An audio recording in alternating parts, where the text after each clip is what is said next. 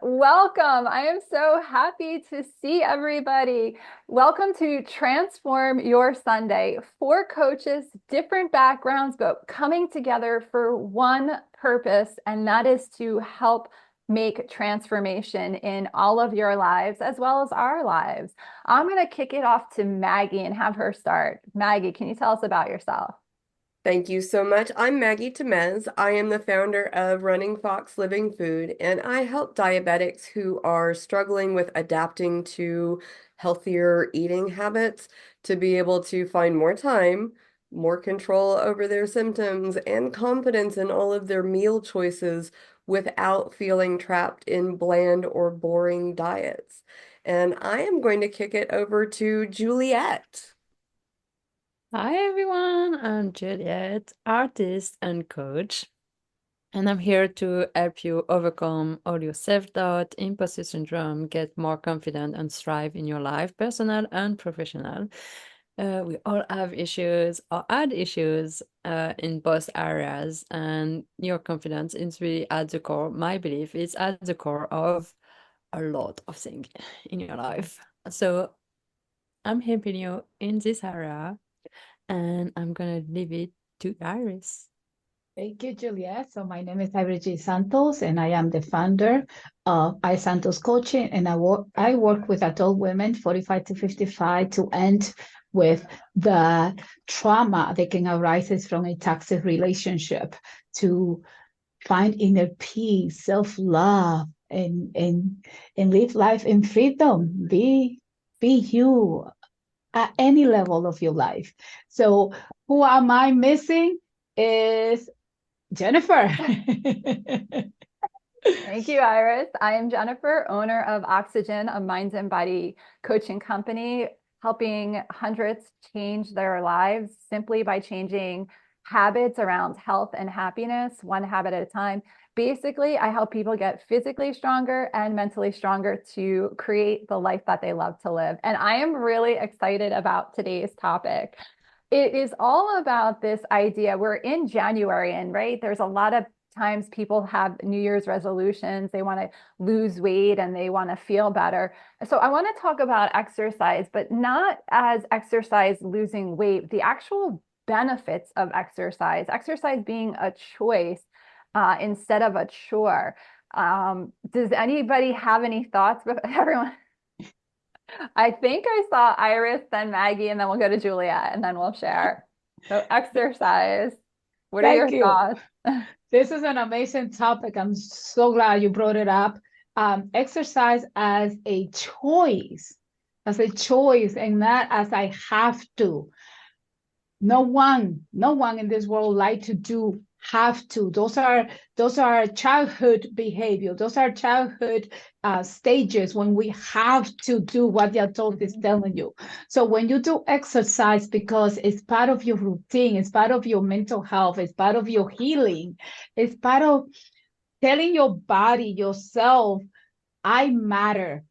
The body Mm. needs work. The body loves to walk. The body needs movement. So exercise is self-respect. Is valuing who you are. So when you do exercise, not because you like it, but because you know it's going to make you feel free and loving and more flexible, and your body is going to love you for it. It's Mhm. such an amazing thing to do as a form of self-love, as that self-respect. I love Maggie. it. I love this, and I love the way you started that off. And so when Jen was talking about this is what she wanted to talk about this week, I couldn't help but think about a moment that I had last month in December, because I have these amazing friends and families. And so my friend who has four children, one of her kids was like, I want to go over to Aunt Kitty's house and exercise with her because I talk about it when I go live in the mornings. And I was like, yeah, absolutely. Come on over. And so like they were excited to do it and convinced mom to come over, and mom came over.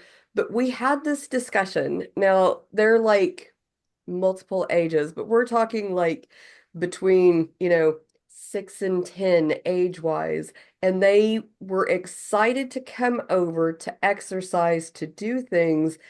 And they went through like an actual full workout with me. We did 3 sets of 4 exercises. And no, they didn't do everything perfectly, but they had fun with it. And because they were doing it and mom was doing it with us, like mom was having way more fun than I think she would have if, like, and she was like, no, that's not how you do it. And I was like, but it's okay. Like they're having fun doing it, and I love that we're doing this together. And both kids were like, I was like, "Do you want to come back and do it again?" They're like, "Yes." And I'm like, "Okay, let's come back and do it again." And like that excitement that kids have, if we can have that again, even if we're going through all of it and it's hard, and they were panting at the end and they were like, "Are we done?" It's okay. We still want to go through it. We still want to have that excitement. And I'm so excited to dive into this. Go ahead, Juliet. Thank you. Really, I love this subject. And it's so important. I know I don't do all this workout. I walk a lot. I know that's part of my 2025 things to work out because my arms have no strength. I decided to get a bouncer next year in my new flat. Just because I know you all have routine. I don't have any routine, but I'm like, I think if I get out of bed, if I get out on a bouncer, it's going to be easier for me to move right away than to stay, oh, because I don't have a routine, that to say, oh gosh, I need to get out of the bed and I need to do, I don't know, push up, which I never do. So I'm like, and then I'm like, I'm going to do it once. And then I'm like, oh shit, I don't want to. Then going on bouncer, you're going to be like, yeah, you are moving up anyway. So, and it's kind of fun because I loved it when I was a child. And the second thing, and then I'm gonna leave it maybe to Jennifer, but a lot of research have been done of movement and specifically dancing, but movement works still. Your brain functions better and your decision making is gonna be better, and everything you're gonna do is gonna be better when you move more often. So movement is also scientifically wise proven that is really, really important for your brain and your body, but also for your brain. Jennifer.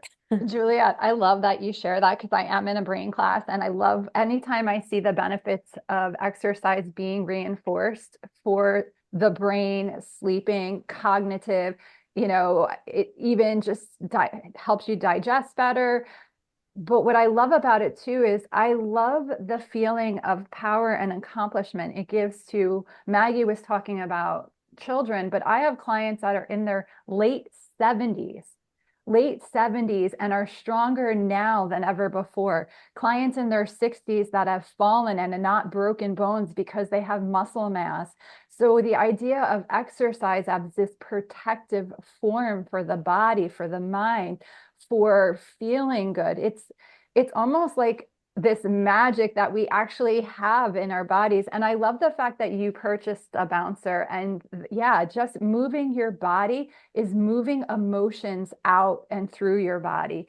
Tony Robbins talks about it all the time, and all the great leaders. We cannot make decisions or be creative if we have low energy. And if we are not moving our bodies, we are going to have low energies.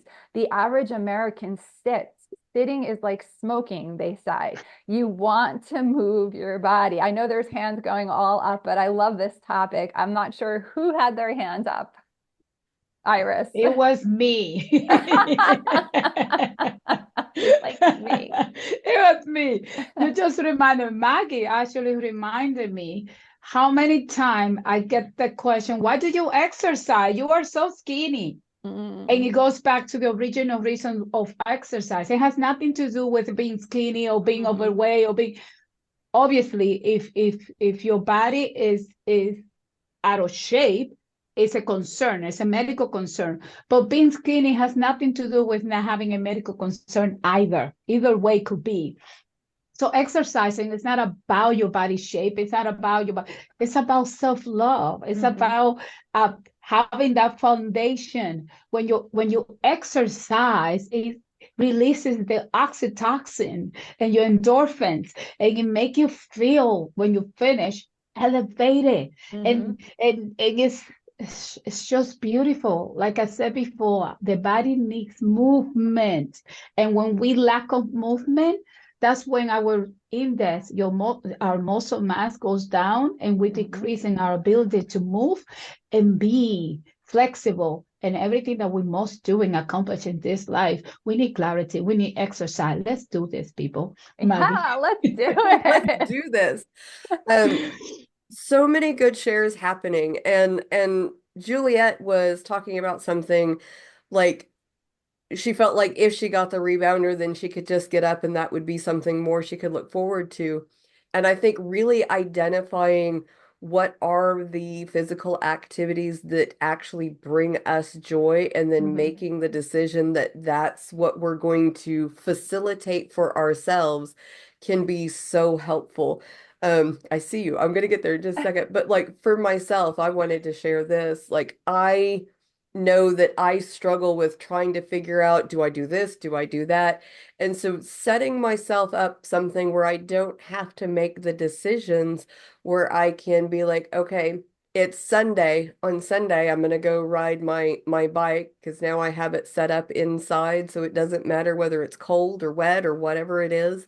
I can do either. If it's beautiful, I can go outside and ride. If it's not, I can stay inside and ride.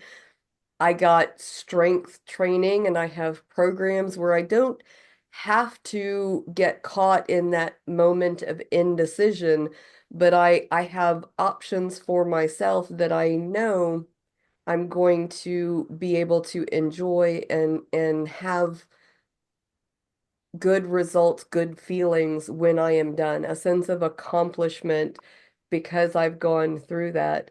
Um, and I don't know who had their hand up first, so Iris can go. I want to just share a study after Iris. okay. Thank you, Jennifer. You're so kind. All You're of you so are so welcome. amazing.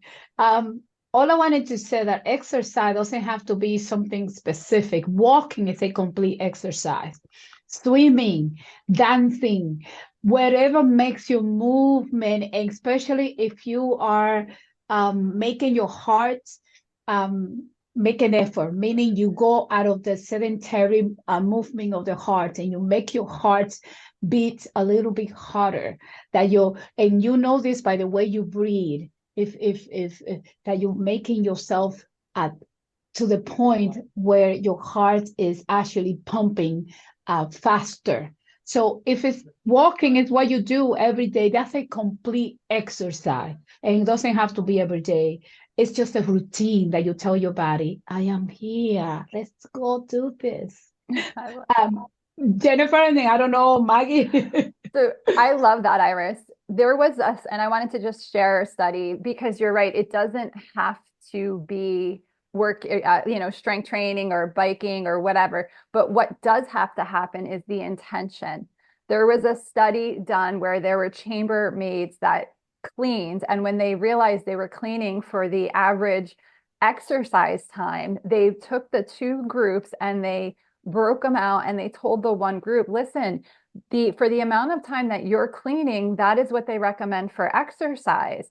The chambermaids did not change anything. They still continued to do their routines, but this one group now had the wherewithal that, oh, we're actually exercising. And at the end of the study, they had lower blood pressure. Some of them lost weight. They were feeling better. Nothing changed. They were still cleaning, but the intention. So walking with intention, cleaning your house with intention.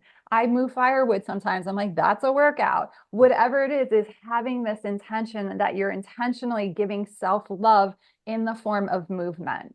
Maggie. I I love that. And when Iris was talking, it just kind of registered something. Um, and it kind of goes back to one of the things you started with about like exercise is a way for us to improve and strengthen. And so like you can choose whatever kind of exercise movement calls to you, but really being intentional about it. Mhm. And like, so thinking back to my lovely 8-year-old, um, they were being kind of crazy, and I was like, because they wanted to be able to lift the weights, and I was like, you've got to strengthen your core, and you've got to like be able to protect your spine so that you don't end up getting hurt. And so like we talked about holding your body in, holding your core in, and then doing the movements so that you are setting yourself up. And I feel like mentioning that, talking about that, whatever your movement is, if you really think about how is this going to benefit my body, and then engaging all of your muscles to really help support and protect yourself as you're exercising can be really helpful. Go ahead, Jen. It just as you're saying that, a couple things came to mind. Years ago, when I did a bodybuilding competition, one of my exercises was just to hold a pose, being intentional. And what came to mind is the whole mind body connection. Yes, we want you to physically move your body, but when you're actually just going through the movements, you're going to gain a little bit of benefit. But like Maggie said, if you're going through the movement, and let's say you're doing a bicep curl and you're thinking about that bicep muscle, you're telling that bicep muscle it's going to get stronger. That is even more beneficial. They've done studies with football players, soccer players, athletes. It's this idea the mind doesn't always, the mind and the body are working together, but the body doesn't have to physically do something. As long as the mind is thinking it, it is getting the benefit. We're wanting you to get both the physical and the mental. And it comes back down to having that awareness and being intentional and realizing that exercise is a form of self-love, which I love how Iris, like the enthusiasm for exercise. Can we just all make a pact? It doesn't have to be a crazy amount. In fact, I only strength train 30 minutes a day for 5 days a week. It doesn't have to be this crazy thing where you're in the gym. It just has to be intentional. Dance for 10 minutes. Yes, I'm let's in. go once around and we'll wrap it up for everybody. Maggie. I'm in. I'm in. 3 days a week, strength training, getting movement in. I'm I in. love it. Iris. I'm in. I'm completely in. I love exercising, not because we have to, in the sense of, oh my God, but because it's a self-love. It's the body wants to move, and we should give the body what the body needs, because the body is always here for us. Juliet. I'm definitely in. Yeah. I'm more of a walker, but I do know that I'm gonna have to work with my arms, where intentionally work on my arms, the upper part of my body. But yeah, I think we sometimes I'm lazy, and even I've been quite sick lately, so it was quite hard. But I think we just need at least walking, as Iris said, just go for a walk. Try to get, if you can, if you have around you like a little bit of slopes, so you can just go up. I would say it's better, or try to. What I do is try to alternate a little bit of running during my walk, so it just kind of rise my heart rate. But yeah, just it doesn't have to be like 3 hours. It can be 30 minutes a day, and it's research show that even 30 minutes a day is good. Yeah. What I love, and we'll wrap it up with this. I always say, how how do you want to be when you're in your 80s or 90s? Meaning, do you want to have full function of all your body? Do you want to be able to walk? I love our neighborhood here. There's people in their 80s that are out every day walking. And it's really just about how do you want to live? Because if you're not living that way now, you're not going to live that way. What we do today creates who we are tomorrow. So it's really about being intentional, moving your body because you love your body, not because you don't like the way it looks. Love the way you look and get stronger physically and mentally to create the life that you want. I know we're wrapping up. Can I throw in one thing real quick? So we get to choose whether or not we are running towards something or away from something else, and it can be very motivating either way.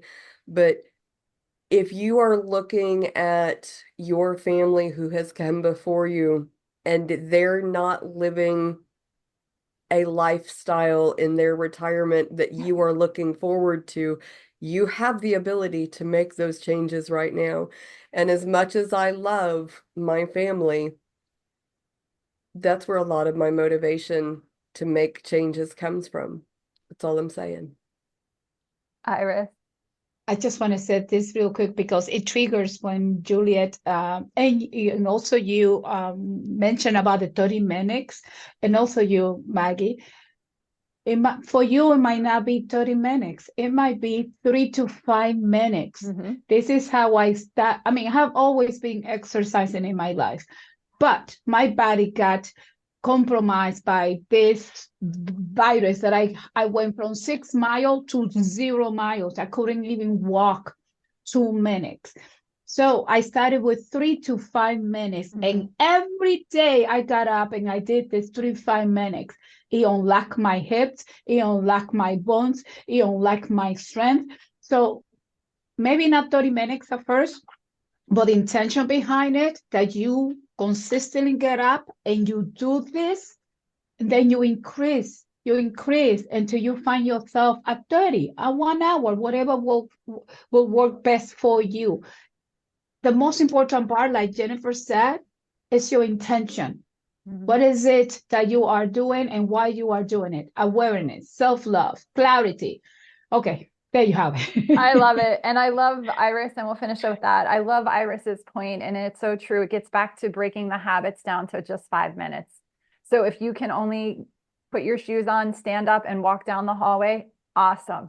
Put your shoes on, walk down the hallway, and walk one more step the next day. It's just about going a little bit further every day. And that is life. If we are not moving the needle of our life, we are not living. And so that is what we're going to leave you with. Don't forget to share this. Let us know what you'd like to see more of in the comments. We are here for you to transform your Sunday. Till next week. Bye, everybody. Bye.